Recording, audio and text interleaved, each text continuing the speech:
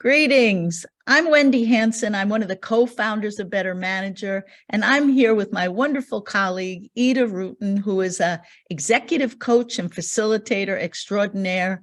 And we want to talk to you about International Women's Day. Welcome, Ida. Thank you, Wendy. It's great to be able to talk with Ida because she's had so much experience coaching women executives and leading groups. And so we have a few things that we've learned and that we want to put out there today. But let me tell you quickly a little bit more about International Women's Day.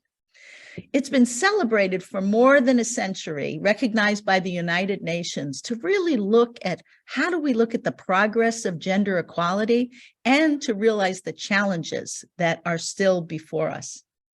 This year's theme is Choose to Challenge, perfect for everybody who wants to take some action. The aim is to really encourage individuals to challenge gender bias, inequality, and stereotypes in their everyday lives.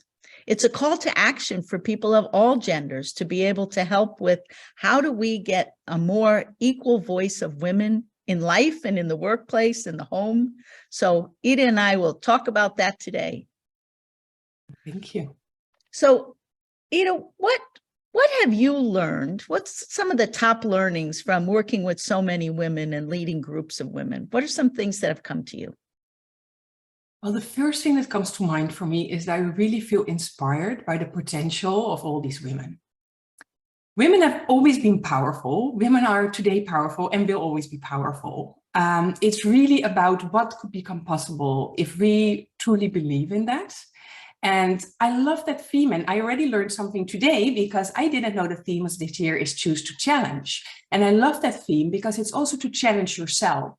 Challenge yourself in what are the beliefs what are the things that I'm telling myself, and challenge if that's the truth about you, or is that something that may be holding you back. So to really, something that I learned working with all these women is really to uplift yourself. And sometimes that's a struggle. So sometimes it's good to uplift each other as well. And to not try to hold each other down, but really try to inspire each other, to set each other up for success. Because I truly believe that success for any woman who will thrive, that will reflect back on all of the other people in general. Yes, I love that concept. For years ago, I read it in a book. It was called Lift to Climb. If we lift everybody else up, we are just going to climb ourselves just by the nature of how we're holding that. So that's such a great concept. Yeah, and it takes a shift in mindset from scarcity and competition towards generosity and I almost want to say celebration, and International Women's Day is a celebration, and I think it can be a celebration of generosity and of uplifting and of inspiration to each other. Yeah, that's such a good point. Spoken like such a good coach. Oh, thank you. So in your conversations, what are some of the things that you've learned that stand out to you? What are a few points that people might take away from this today? Well, personally, for people individually, I feel that would be that you don't need to change who you are. Sometimes people feel like, if only, it's like all these first I need to, and if only that, and if I could be more like that, or can do that, or whatever you need to fix first for yourself, then it will happen. And that's just not true. It's definitely a limiting belief, just to first become aware of that, and then to shift yourself to accept who you are already, and I have to explain, I have to tell you this story because it's come to mind right now. I had a group coaching this week with a group of executive leaders, women leaders, and one person shared an image, and it was an image of a girl standing tall, looking fierce, wearing a red cape. And it's about that, standing up tall and just a red cape. Yeah. Who you are already right here, right now, in this moment, you only need to put on your cape and own it. But that's truly individually, that's something that I feel is an insight or a mindset or a shift that can really change and transform women, people in general, but especially women, because they tend to struggle. They tend to have more trouble finding their red cape. Let me put it like that, if I'm allowed. And then the other part, and that's more in the interaction with groups of women. I love that when sometimes you struggle individually to find that, we are often much more generous in seeing it for another person and finding the red cape of somebody else. So then let's support each other and put that red cape on each other's shoulders. Oh, I love that. I love that. And I love that reminding others who they are, because sometimes we can't see things ourselves. So that's something that women and men can do for each other during this time.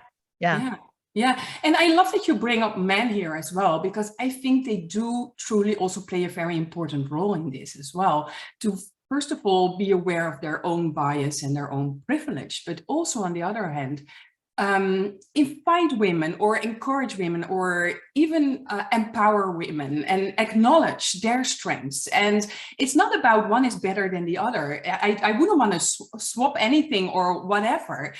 It's really about appreciating the differences and truly believing that the differences together make a team stronger. Yes. And that's why it's so important to have that diversity on there and to have men as allies to help women's voice get out there and be good partners. And I think this is, and both, this well as a mom, both in the home and at work. It's important for women to take their stand. What else what's something else, a big learning that you've taken away from some of your work with women? Well, one thing that I've noticed makes a world of difference, and that's maybe more generally and not only for women, that we have at Better Manager the concept of the dance floor and the balcony. And I think that's another insight where women see, and there it applies more to women, when they look at their job versus looking at the career. And that's kind of like the balcony of your job and seeing the bigger picture and being known as strategic and being known as a visionary. And I think many women have a get things done attitude, which is great and which brings you a lot. And there's a lot of achievement and a lot of ticking off boxes and a lot of keeping the balls up in the air. And sometimes you want to go up to that balcony and make sure that you also have the bigger picture still in mind. So that's another shift where, that I can see that really brings transformation. Yeah. I love that metaphor too, because if we stay on the dance floor as women, just trying to get things done and make things happen, the men will end up in the balcony and we will not go up there. And that's that, being seen as strategic and really having faith in your voice to be able to say that. Yeah. And that starts with awareness that you are in the first place on the dance floor, right? If you're, So, you have to go up those stairs and get to the balcony and then look down and you can see so much more around you. And then you can see the other women that you might be able to support.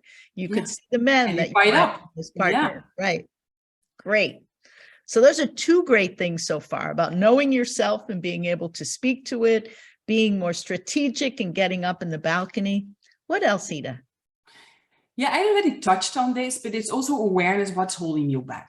Like to first become aware and then not to judge yourself for it. That's key, because not to beat yourself down about it. Like, oh, there I go again. I'm back on the dance floor. No, it's okay. But just being aware is the first step in learning. And being aware, that's the key to start to be able to shift to whatever else you want to, happen for yourself. So being aware that your red cape is in the dry cleaner and you need to go and pick it up again and put it back on your shoulders. Yeah. That's a great point. That's a great point, because that awareness of what's going on and how am I showing up and being self-reflective. Without having a bad voice in your head. We all have these voices in our head that say, we're not enough. We can't do this. We can't speak out. I think International Women's Day is a great day to be able to start and say, I do know, and I can make a big contribution. Yeah, and also to not judge that voice. It's a voice that is important, right? Because it protects you from failure. But there's a value to it. And there's also like going into the overdrive of that. And that's why I love the theme of choose your challenge, to get back to that, because a challenge can also be to become more aware. That's a first challenge. And to challenge that voice as well, to listen like, how much of this is actually true? And how much this is still helpful for me? And when am I going into that overdrive? Yeah.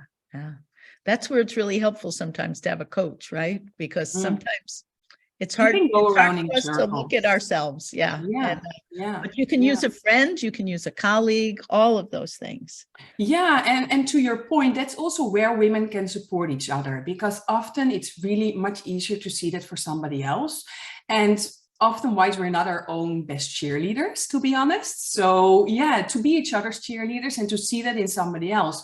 And a challenge can also be to call each other out when you are telling yourself a story that may not be true to yours. It may not be helpful. It may not be supporting yourself to set you up for success, and to, yeah, get yourself, each other out of the comfort zone, or even out of the uncomfort zone, like being on the dance floor, being stuck there, and invite each other onto the balcony. Yeah. I love the thought of women needing to do a better job of telling their own story. And I know that's something that you have done with groups when you work with them. How can you say, how can you talk about yourself? Men seem to be able to do that very easily, and women don't always promote themselves that way and tell what their story is. Any advice you would give on that for women? Oh, great question. Yeah, it's really about being comfortable to step into the spotlight. That's part of it, I believe. We may sometimes be too self-aware and also too perfectionist, to be honest. Like, you always want to look good. There's always so much that needs to, yeah, again, like first, all of those boxes needed to be ticked before you can do, or before you can own that. So one thing that has helped some of my clients is to talk about yourself as if you're talking about somebody that means a lot to you, or you really wish the best for. And that brings a huge shift. And in groups, it's a great way to spotlight somebody and to let some people chime in, like, what have you seen so far? And even in a call that has only been 1 hour, and even if people have not had a race history together, there's something that sparks and something that shines through. There's something to celebrate already in everybody. So, but to say that about yourself, it's often like, yeah, of course, yeah, but that's normal, right? Because it's your quality. So it doesn't feel so much as something special. But for the world and also the impact you are creating, it is special. Yeah, great. And we need to remind ourselves of that and keep our story out there. So is there one last point that we want to make to let people know about accepting this challenge today? Well, I would say to try to create a safe and non-judgmental space to, first of all, for yourself, but that's sometimes harder. So maybe first of all, for somebody else, and in a group of women, and include men as well. Why not? And then hopefully you will also find that, give yourself permission to also, yeah, believe and really reconnect to that power within, and put on your red cape and shine bright. Yes. Oh, I love the red cape is going to stick with me. Yes, absolutely. We need to get ourselves one. We need to get ourselves red capes. Yes. Yes. And so I hope that men are listening to this and can understand too how to be allies and share their lived experiences and ask about women about their lived experiences and be able to, really support each other to be able to get more women into leadership positions, because we know that number is terribly low. How many women really have the capabilities to be leaders, but they're not getting there yet. So we need to change things, and we need to challenge things, and we need to challenge the status quo. And I think this is every day is a good day to start this challenge, but we'll celebrate it because it's International Women's Day. Any closing thoughts, Ida? Well, about the men, indeed, like I think also that starts with awareness of, like, where are you? Are you on the dance floor? Are you on the balcony? And see who you can invite up to the balcony. Is there somebody who would like to support, who you would like to give that, yeah, little push in the back, like to uplift and yeah. So yeah. Oh, that's a great point. Look out for that person. Think about it today. Think about who is it that you think they're playing a quieter role than they really should play in this company or in this business. And we need to hear their voice and lift to climb, help them have an opportunity to make a difference. There's no need to compete. There's abundance. Yes, there's abundance. That's great. That's a great last thought. There's abundance everywhere. So we don't compete with each other. We lift each other up and support each other, men, women. We want gender diversity, all kinds of diversity around the world. And it's being celebrated all around the world, which is wonderful. No matter where people are, they make a big difference. So thank you all for tuning in today. Hope you have a great International Women's Day and accept the challenge and take some of the good ideas that Ida has brought to the table.